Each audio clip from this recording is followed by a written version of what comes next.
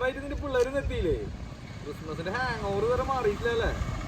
എന്ത് hang over? ഞാനേ 25 നോമ്പ് കഴിഞ്ഞിട്ട് ഇതുവരെ തൊട്ടിട്ടില്ല. എന്ത് പറ്റിയടാ?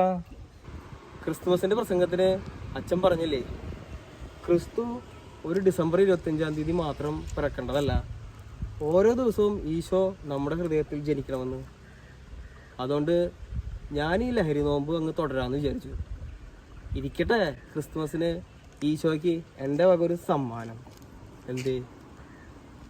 നോമ്പെടുക്കുന്ന എല്ലാവരും ഇങ്ങനെ തീരുമാനിച്ച നമ്മുടെ നാട് എന്നേ നന്നായേനെ.